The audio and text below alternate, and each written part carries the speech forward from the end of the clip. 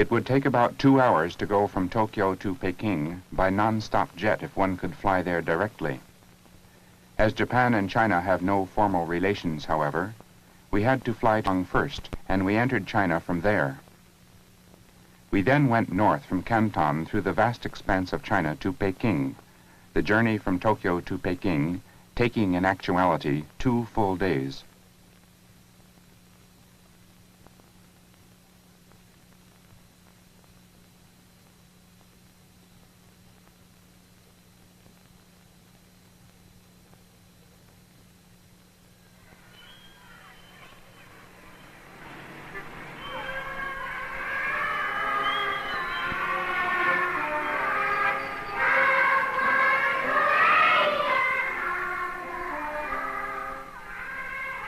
At the time we arrived in Peking, the Japanese newspapers were filled with sensational accounts of the great proletarian cultural revolution.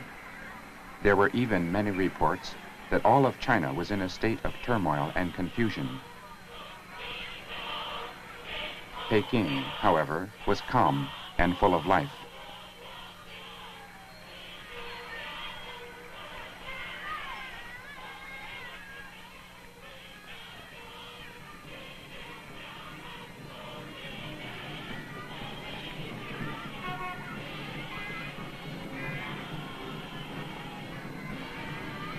A memorial to the heroes who fell in the liberation struggle.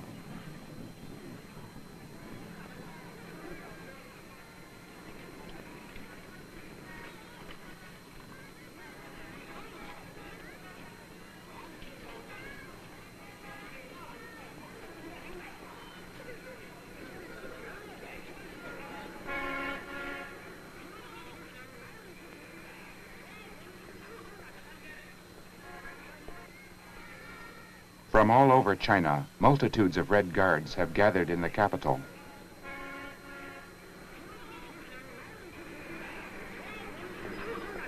In front of street photographers taking souvenir photographs, Red Guards form long lines waiting their turn.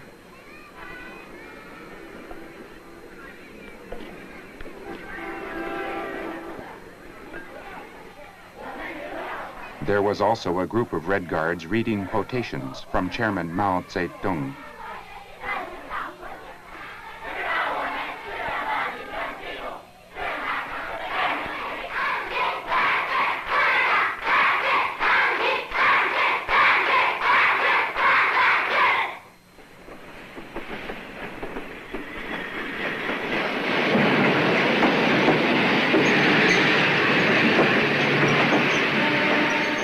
The railroad was exactly on time. The regular express train takes 7 hours to go from Peking to Shanghai, where it stops for 10 minutes. People enjoy the sight of the Great Wall from the bridge of the station.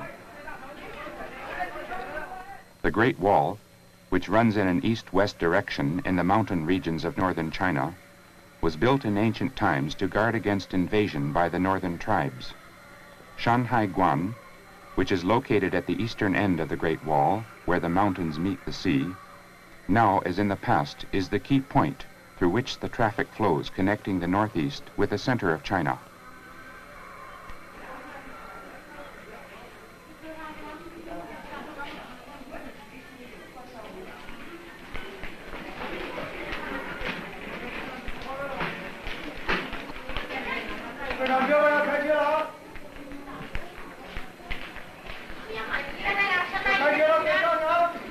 Free hot water service.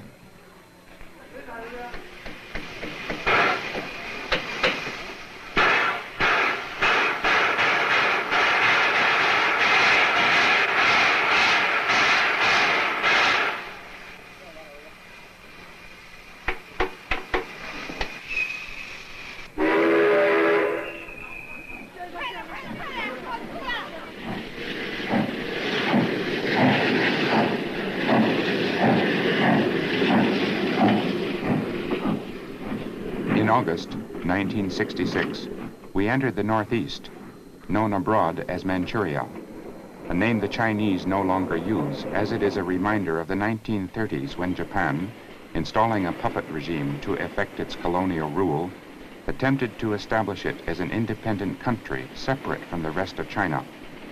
At present, it is one of the main industrial areas of the People's Republic of China.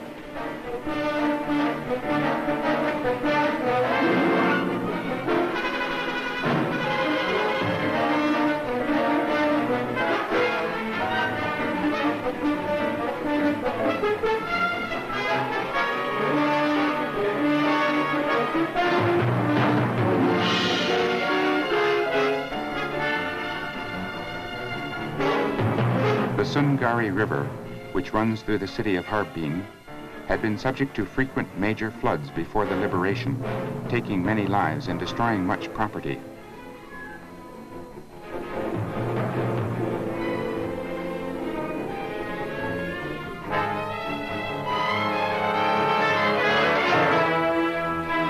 In 1957, 500,000 people worked for 3 months and built an embankment 120 miles long.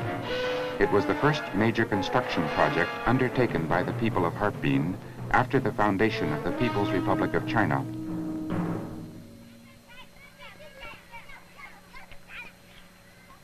Harbin.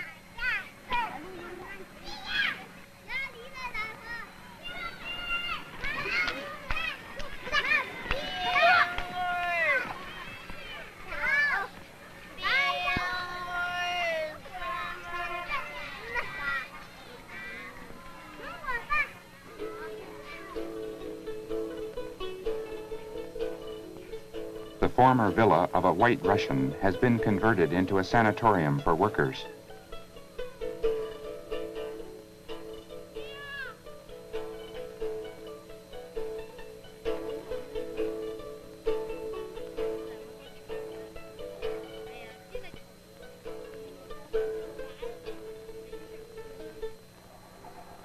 Harbin is a city in which many old buildings are preserved. A scene of the great proletarian cultural revolution encountered in Harbin. People reading wall newspapers. Anyone can write down his opinion and paste it on the wall. The Central Committee of the Chinese Communist Party appeals to the people. The appeal says, "The great proletarian cultural revolution is a great revolution that touches people to their very souls and constitutes a new stage in the development of the socialist revolution in our country, a deeper and more extensive stage. Although the bourgeoisie has been overthrown, it is still trying to use the old ideas, culture, customs, and habits of the exploiting classes to corrupt the masses, capture their minds, and endeavor to stage a comeback. The proletariat must do just the opposite. It must meet head-on every challenge of the bourgeoisie in the ideological field and use the new ideas, culture, customs, and habits of the proletariat to change the mental outlook of the whole society."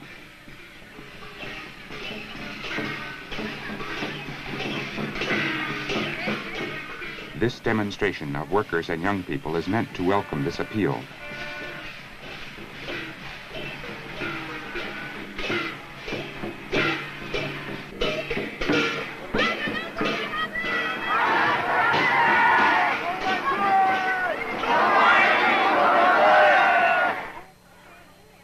It was at the beginning of this summer that the news of Chairman Mao swimming across the Yangtze River was reported.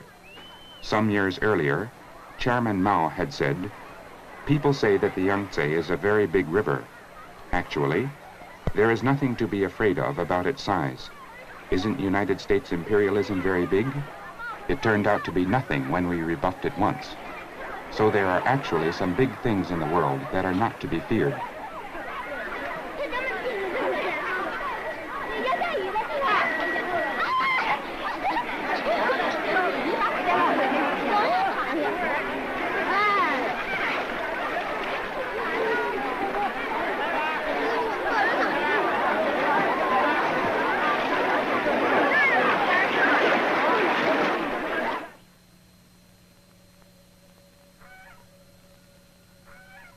A day in mid-August, 4 a.m., the grain-producing region of Heilongjiang Province, the Xingfu People's Commune of Xuancheng County.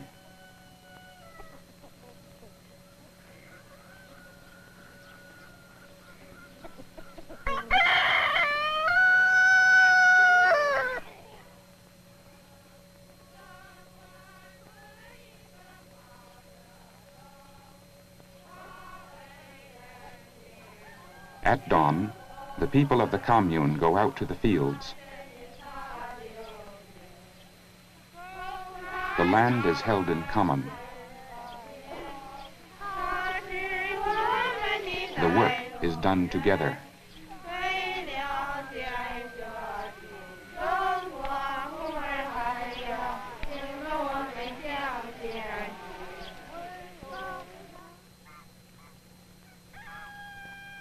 We came to China with one central question in mind. This is a land which has been devastated by 100 years of colonial rule and successive wars. Ruled by foreigners and big landlords, the peasants have been deprived of all cultural benefits. With this heritage from the past, what method is the new regime using in its attempt to make the country prosper? What suggestions might the new nations of Asia and Africa, confronted by the same problems, derive from the Chinese method?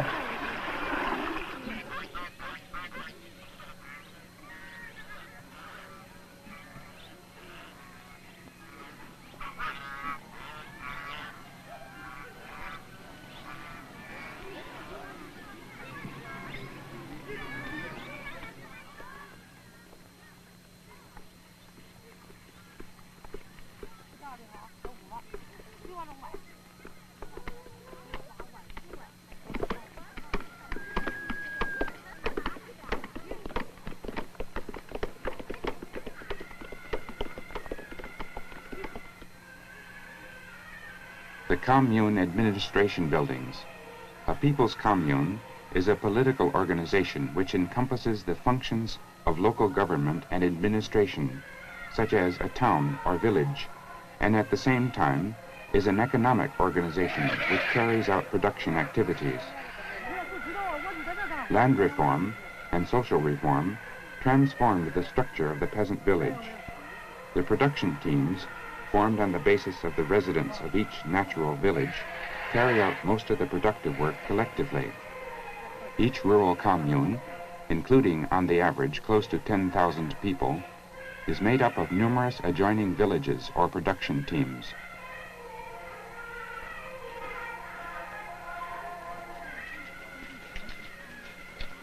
To make fertilizer, night soil and earth are mixed together.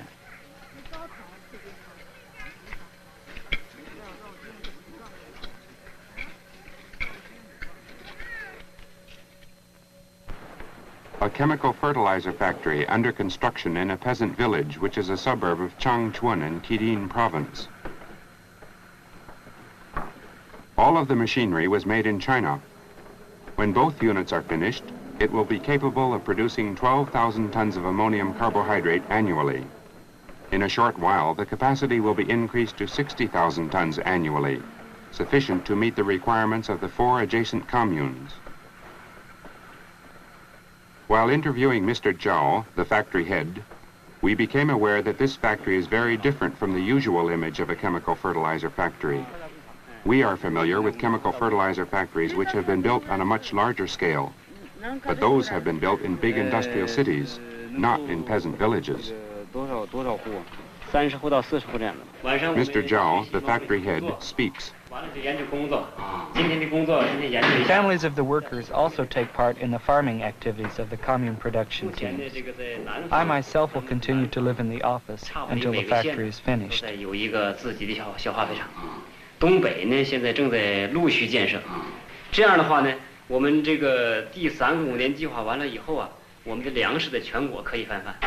In the evenings, I study Chairman Mao's works, review the day's affairs, and prepare for the next day.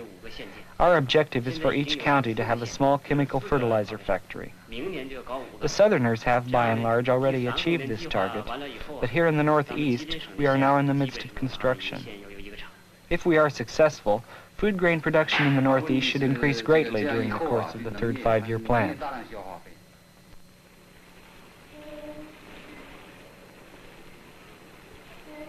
Shenyang, the biggest industrial city in the Northeast.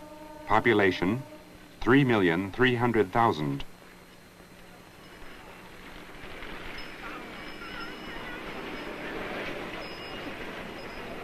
China's economic development is built on the concept that agriculture is the basis and industry the leading factor. This differs not only from the advanced industrial countries of Europe and America and from Japan, but from the Soviet Union as well.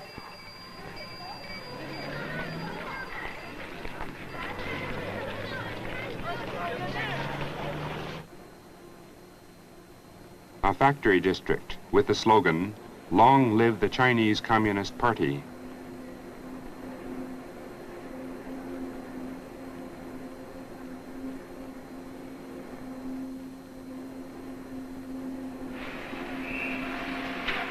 The state-owned Shenyang heavy machinery factory with 8,600 employees.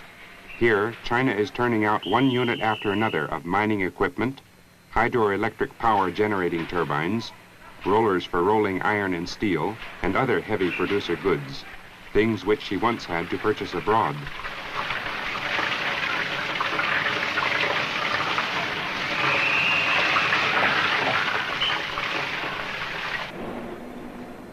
Mr. Jin, head of the cutting tool testing division, gives background information to a group of visiting Japanese.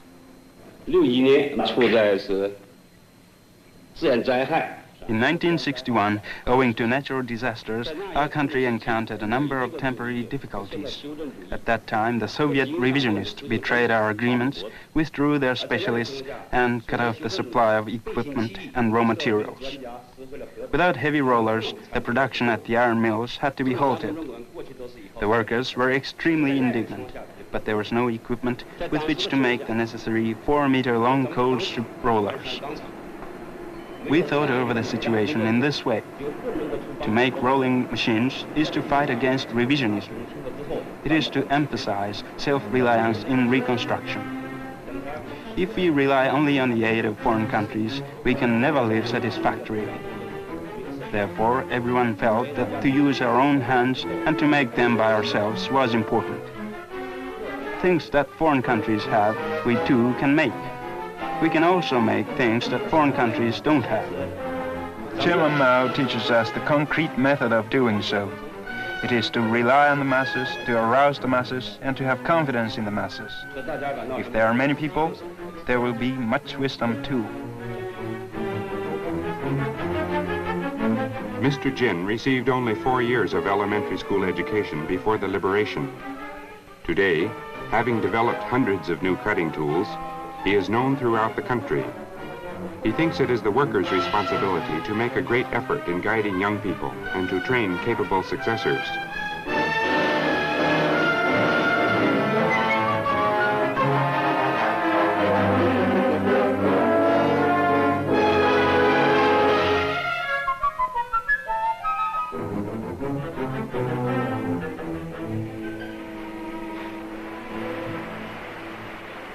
The state-owned Shenyang No. 1 engineering machinery factory. The pride of the factory is that the workers, by their own power, built a mass production system to make standard lathes, which are in great demand. In order to mass produce lathes, it is necessary to grind the foundations efficiently. The imported grinding machines, such as this, grind the many surfaces of the foundation one at a time, but of course, mass production cannot be carried out in this way. The workers got the idea of making a grinding machine which could grind many surfaces simultaneously. First, they made a trial machine by hand. Even this improved efficiency a great deal.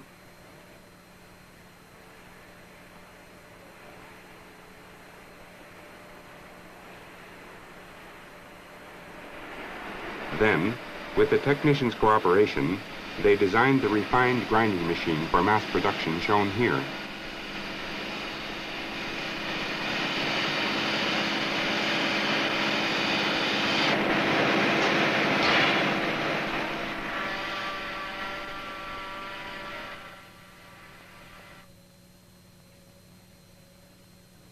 Many of those in the design division contributed to this innovation, having graduated from college after the liberation.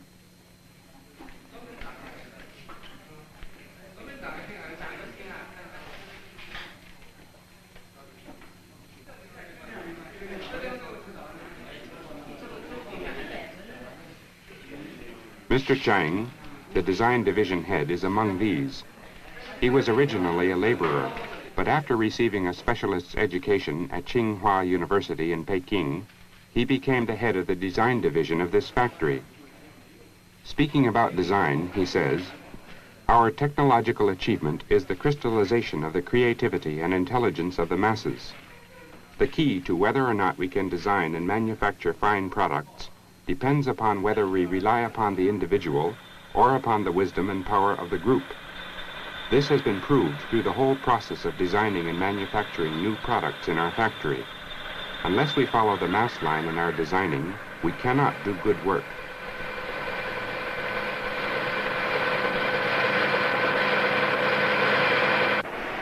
Mr. Chang talks with a worker.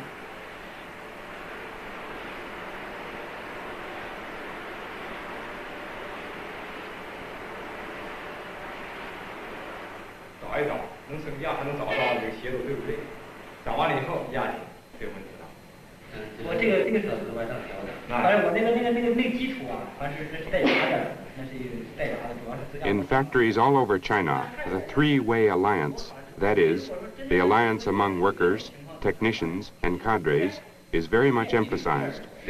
All of the important decisions in the factories are discussed and decided upon by representatives from the three groups.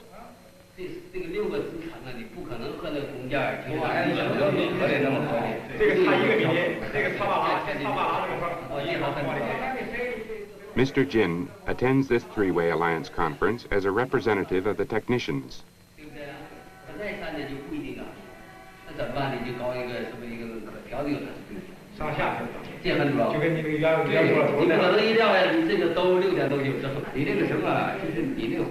In every factory, we could see workers participating in management and cadres taking part in physical labor.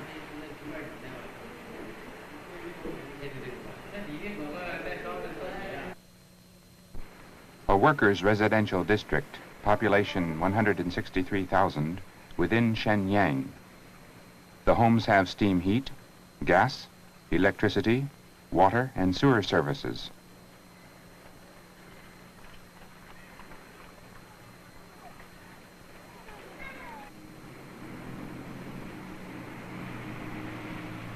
Morning.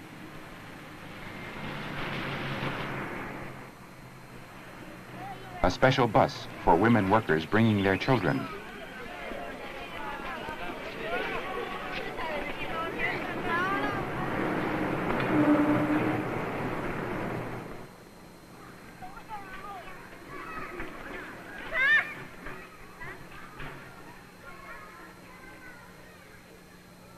The construction of this workers' district, a separate town in itself, was begun in 1953 as part of the first 5-year plan.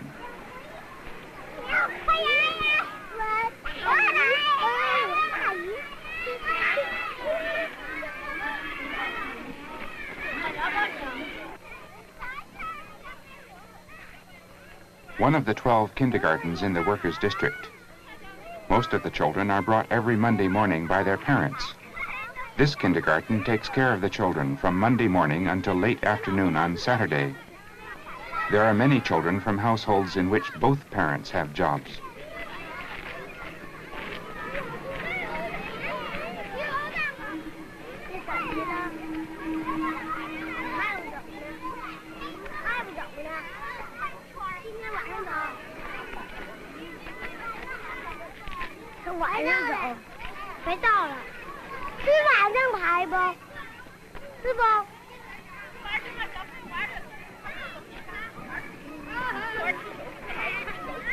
Altogether, there are about 300 children. There are 20 kindergarten teachers and 11 nursery teachers taking care of them. There are also another 20 people working at the kindergarten, so that altogether there is one adult for every 6 children.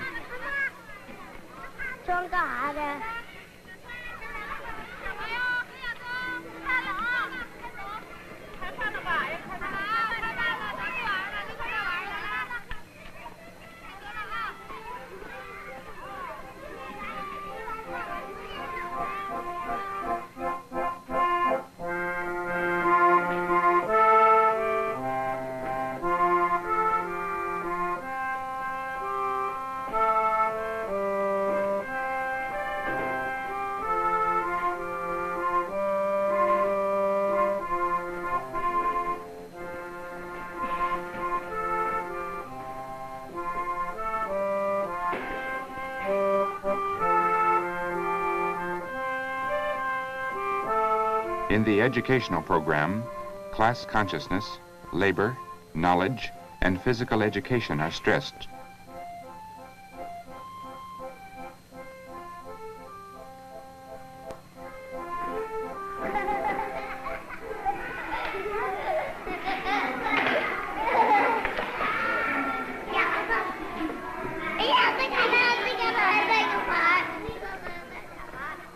This is labor education. The children are becoming accustomed to handling things which surround their own bodies.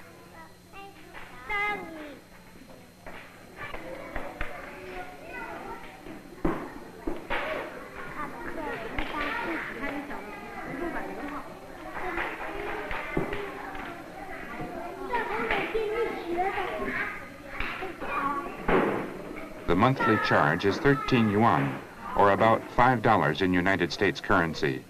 It comes to about 10% of the monthly income of an average household in which both husband and wife are working.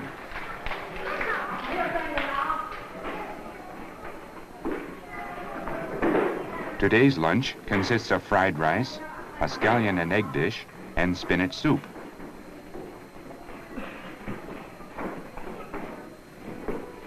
After lunch, the children take a nap.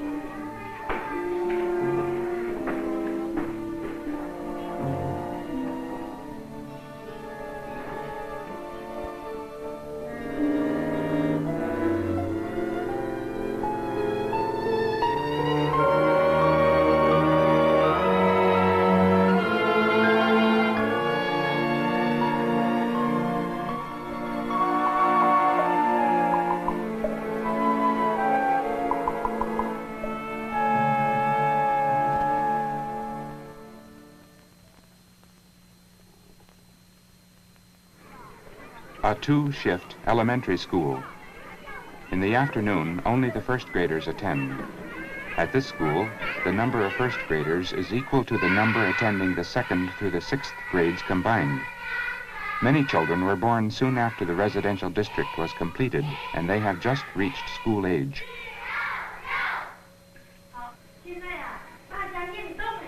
It is time to learn the national language. Practice in writing the characters with the correct stroke order. The teaching material they are using now is the sentence, "Who calls collecting horse manure dirty?"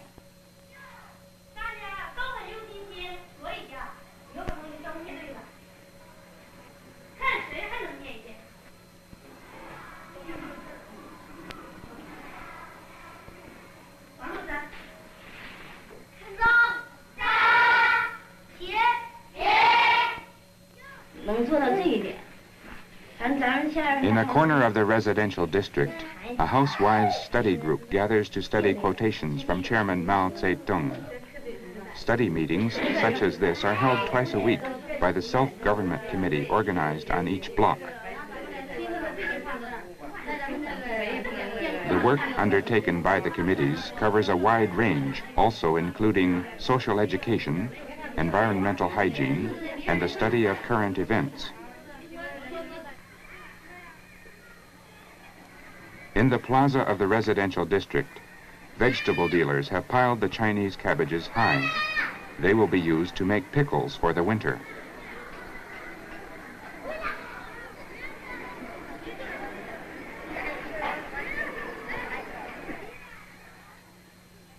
A typical worker's home.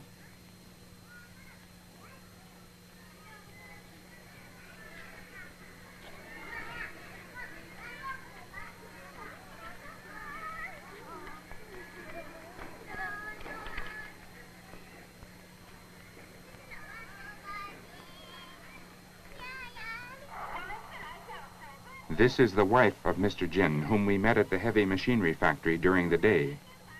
Mrs. Jin's husband will be home late today, as usual.